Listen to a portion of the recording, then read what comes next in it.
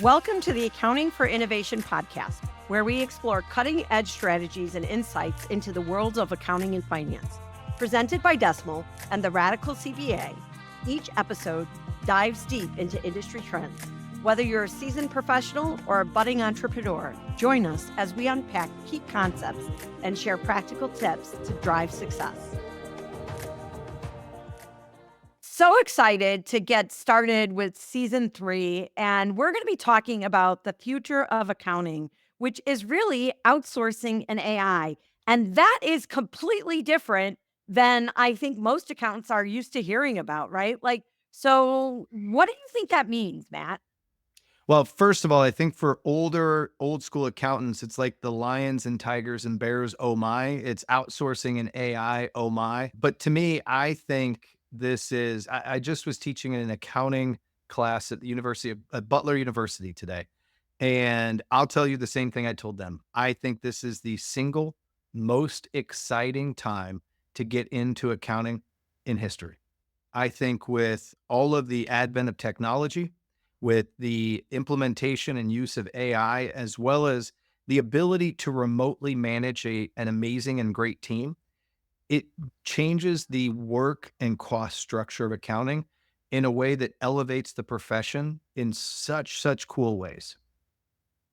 Totally. And I think what's so exciting about it is that we're kind of at that very beginning part where we don't know what we don't know.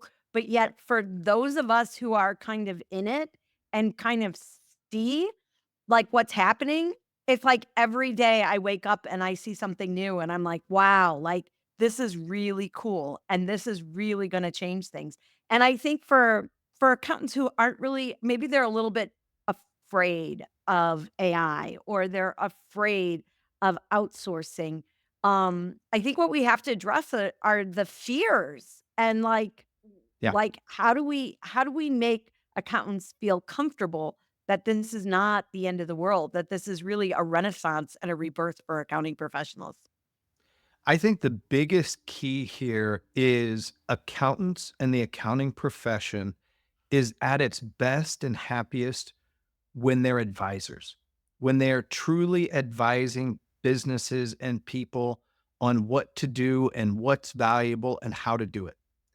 But I think so much of accounting has been trapped in having to do work, in having to enter information on a tax form, to do bookkeeping, to pay bills, things that I think technology and outsourcing are overtaking in very quality ways.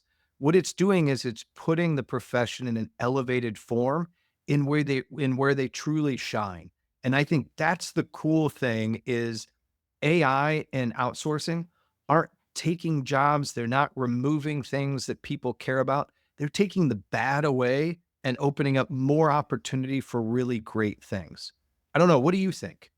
So I think you're totally right. But I also think if you're used to doing something over and over and over again, it's hard for people to kind of unlearn how to ride that bicycle, right? And Oh, I yeah. think that's going to be the hardest part for more traditional accountants who have been around for a while. I think the next gen, they'll be fine because they'll graduate and hopefully, and I say hopefully, they'll move into a firm that gets this and will start from the very beginning, helping them to become a better advisor from day one, right?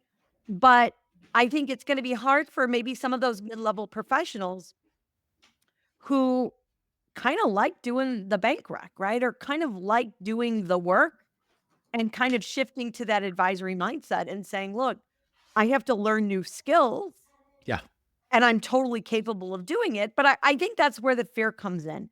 But then when you see, I think that the cool thing about it is when you see the AI working and you see that I think from a CPA's perspective is we don't want to be wrong. We're Right. so afraid of getting the wrong answer. But when you see how AI can kind of guide that expert advisor along and kind of give you your training wheels to really then Oh, yeah. communicate the value of the financial or the value of the data, because I will argue that financial statements are gonna go wayside. I know that's kinda crazy talk, but I would say we're gonna look more at data and less at financials. But when you see that AI can really be, I don't want to say co-pilot because that's Microsoft's thing, but like kind of walk alongside you as an advisor and help you kind of give life or storytelling to the numbers for your small business user, that's huge and that's exciting. And you don't have to be so afraid of, well, I don't know the answer to that because I haven't seen it before. And I think that's where too many CPAs live in that, they're afraid of giving the wrong answer. And we have to kind of shift that mindset to an advisory role. Yeah, I agree. And I do think it's important to recognize that this is going to equal change.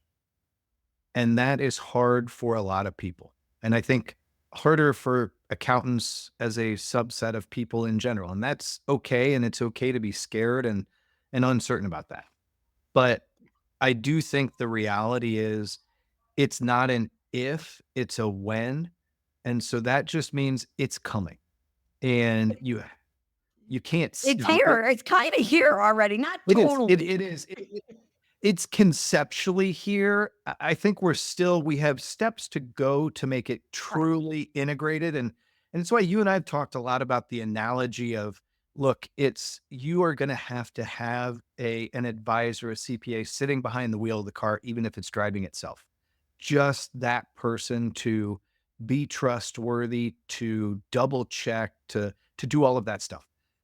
And then you're also going to need the advisor in the co-pilot seat helping look at where to go. But like you said, the nice thing about these AI technologies is I think two things. Number one, from a doing the work quality perspective, truly good AI, which we have a lot of and we're going to get more, tells you when it's wrong. Human beings are very terrible at A, knowing when they're wrong, and B, telling you when they're wrong. So, from a quality perspective, AI is going to be much, much better at that because it will simply recognize when it's wrong and make the job of not making a mistake easier. Number two is, like you said, that assistant. I always joke that Salesforce kind of does a good job in their commercials because they have the, hey, pick up your phone and ask Salesforce, and it pops an Einstein hat and or hair and mustache on people. And, I think that's what AI gives you is that ability. And for the people that haven't done advisory work, it's going to tell you what to tell people. So much of what CPAs and accountants have had to do is first, I got to do all the work to get us there. Then I have to have the financial reports. Then I have to interpret the financial reports. Then I got to tell somebody what the interpretation means. Those are a lot of steps to go through. And AI is just going to help tell you, like, hey, here is a difference in this business, or here is a trend line in this business compared to the rest of their industry. And those are the types of things you can then advise on and that really help you get there that I think are really tough to come by today. Yeah, and especially just from a time perspective, right? Most Right. CPAs just they run out of time when it gets to the advisory part. And we're going to 100%. learn how to walk alongside, right? Like there's definitely going to be some upskilling to talent as we learn how to like do this, but the cool thing is like the whole world is changing. It's not just CPAs who are being affected by AI. Right. The medical field is being affected by it. Like the whole like it is across the board, everyone's job is going to be evolving based on these new technologies, and I think that's exciting. So, but the other part of our story or our episode is about outsourcing. How does Yeah. outsourcing fit into all of this? Well, what it does is you're going to start to see margin compression on work. And in order to really handle that well, you have to figure out how to do the best work at the lowest cost. And technology should always be the first layer of that. But to me, the second layer is the outsourcing, is figuring out other cost infrastructures for the doing of the work. Rather than having a US CPA entering information in a tax form or doing bank recs or processing bills, that should be done and can be done in other countries like the Philippines and India. I think are the two biggest ones. You're starting to see a lot in South Africa and in South America as well. What you're finding is that work can be done at high quality in other countries at costs that also benefit both the CPA and the end consumer in the business. And I think it's the same concept though. It's why I like that we tied these two things, AI and outsourcing together, because both are designed to remove bad work from accountants so that they can open up and not have the time to do the advisory. Right, and I think the other piece of it that is, like, really key is that, um, we have a hard time finding people anyways, right? Like, and with all these CPAs who are retiring in the next 10 years, the number of CPAs, and everyone says, "Oh, the talent shortage." Like, we have to look to alternative ways to solve for the talent shortage, and I think that when you look at the AI and the outsourcing, it's an opportunity. But I think what's interesting about outsourcing is people expect it to be just like putting someone in their office, and it's not. No. You have to think about managing people different. You have to think about cultures different. You have to think about how you're gonna hire these people, where you're gonna find them, where you're, like, what kind of business model you want, because there's insourcing, there's outsourcing, there's, like, you know, opening a complete office in Oh another yeah. culture. Like, there's all these choices, and I think this is where so many CPAs just kinda get overwhelmed, and they throw their hands up in the air, and they say, "Well, I don't know what to do because, I've never done this before." And let's be frank, it's a little bit scary to hire someone across the country, or not just across the country, across the world, Oh yeah. and somewhere maybe you've never been, or somewhere you've never, like, you really don't know what it's like. And, you know, there's fear there. And it used to be, I think the original excuse was, "Oh, like, I don't wanna send my data overseas, I'm afraid," like that. But I really believe a lot of that was just an excuse. It was more like, "Oh, I'm afraid because I don't know how to manage a person who's sitting across the world," or, "Oh, I I'm agree. afraid because I don't know how that culturally is gonna impact my firm," right? So people make excuses all the time. QuickBooks Online and Microsoft 365 are essential tools for modern businesses. But what happens if your data is lost or compromised? SysCloud, a proud sponsor of the Accounting for Innovation podcast, provides advanced backup and recovery services, as well as ransomware protection and anomaly detection, ensuring your business can continue operating even in the face of disaster. SysCloud, peace of mind for your business's critical data. Visit syscloud.com to learn more. That's syscloud.com. And now, back to the show. What are some of the things that CPAs can do to kind of quell these fears, or kind of, like, move forward? Because I think there's a lot of fear holding firms back from kind of jumping in and figuring it out. I do think there is a lot of fear. And when we started Decimal, the first thing that the some CPAs told us was whatever you do, don't tell people that you're using people in the Philippines. And okay, we said, all right. In our sales pitch, we said, hey, and by the way, we have a team in the Philippines. They're doing all the accounting work. And I didn't find that to be a credible thing. And it has not affected our growth at all. And I think now that we've worked with 1,000 businesses, we've had one that didn't like it and we fired them as a client. But that's a super small subset. And I use that because I think I use that example because I think a lot of the fears are unfounded. They're valid, but they're unfounded.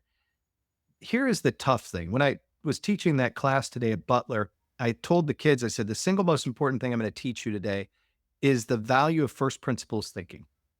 And none of them had any idea. So I literally made them Google it and pull it up. And what I mean by bringing up first principles thinking is I do think that when you look at outsourcing and when you look at AI, accountants actually have to sit there and think, how do I do things differently and better to fit this context? It is a harder thing. Like you said, it is not simply swapping a US staff accountant for a Philippine staff accountant. You have to think about different ways to manage remotely. A lot of us learned how to manage remotely better during the pandemic. What worked well? Open lines of communication, more frequent communication, more transparency, more kind of collaborative work at the beginning. Those are the types of things that can really, really help and stand out. And now that we have a team of 45 people in the Philippines, we've certainly learned a lot of things. And I think accountants need to really think about that. The other thing that I will say is I know over a dozen top 50 and another dozen top 100 firms that are outsourcing to either India or the Philippines. It is It's been done not before. abnormal. So it is a very normal thing. And the other thing that I think I would tell CPAs is just start. There are great outsourcing groups that you and I both know, and people want to connect on LinkedIn. I'm happy to walk them through some of the ones we've used, but just start. Hire your first person. Do that. The most cost effective, cheap way is to find a company, outsource through them, work out, understand it's not going to work out well. It's like hiring your first employee. Like Jody, you've had this when you had your own firm. The first time you hire somebody, you kind of suck at it. The second time you get a little bit better. And it's the same concept with There's a the learning Philippines. curve. Absolutely. Right. There's a learning curve. And I think you have to give it time and you have to be okay. Like it's it's an adjustment and it's a big thing and it's okay for it to be a big thing because it is a big thing, right? It's It not is. but on the other side of it, you're not the first person doing it. No, I mean, there's almost I don't want to say best practices in it, but there are definitely I think other there are. firm owners you could talk to. You can hear from them what they liked, what they didn't like, what their experience was. Um, and I think there's a commitment to saying, like, okay, this is the way we're going to strategically work in our business. And then you figure out how to make it work because if you don't make the commitment to it, I guarantee like your team will just be, oh, it doesn't work. And that'll be the end of it. But yet you're still going to have the problem of, okay, who's going to do the work now? Right. Your At problems what don't price? change. And you still have to figure it out. So I think that's the hard part of, with a lot of change. It truly is. And how do we approach it with a abundance mindset and saying like, look, the world is changing. It's changing faster than we know it. And we just have to get started and keep moving towards the future if we want to be able to do the advisory work that we know that we're capable of. And if we want to be able to serve our clients at the level of service they well, not just demand, expect, should be Should served at, expect. right? I Yeah. just forget about like Yeah. that is fair to them because we just don't have the resources in the accounting pool anymore to to go find those students who are here. I talked to a firm owner the other day and I asked him a question that I think accountants need to start with. What do I want out of my life? What is my goal personally? If your goal is to make X amount of money and do Y amount of work, great. How do you get there? And that I think is where you start because that's when you can start to say, hey, I do want to do more advisory, but I just don't have time. Okay. How do you make time? You can make time by outsourcing. You can make time by implementing AI and some of the other technology advancements that are out there. That's how I think you start with that question and you work your way backwards from that. And I think if you do that as a CPA, your life will just generally get better. And if you say, I like my life as it is, great. Hold on till you possibly cannot. Why not? You like it as it is. Yeah. Yeah, I think that makes sense, and I think, um, if we start with the end in mind, then we'll get started and we'll Right. we'll move towards it. Because I think the worst thing we could do, and this is a choice, is do nothing. Whether you And choose to whether you right. choose to move forward or you choose to, like, dig in and say, "No, I'm not changing," that's a choice. But I think we're at a point in the way accounting is the landscape of accounting where we really have to make some decisions on where we wanna be. And I think one of the biggest things that I'm preparing to do in 2025, and there are others that are like me, is right now you and I are talking a lot about why. Why should you think about AI? Why should you think about outsourcing?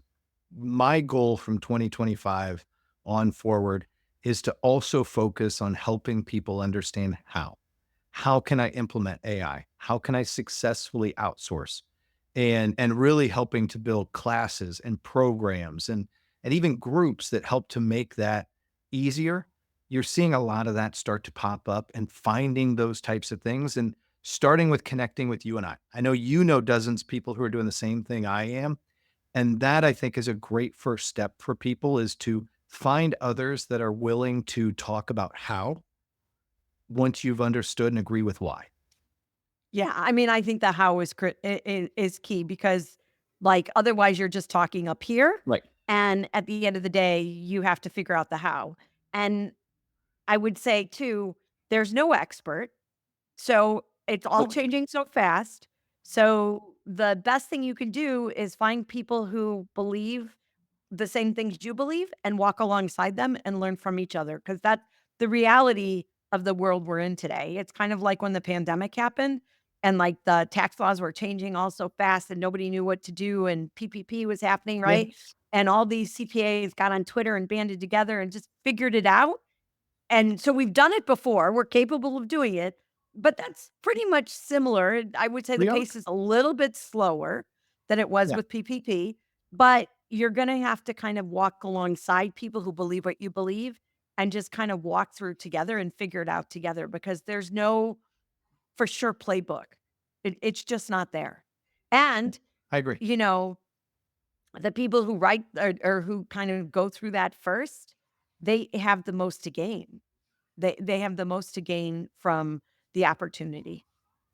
I think you're absolutely right. I think there is so much opportunity. This is such a cool time to be in the industry, but it is changing and it is going to change.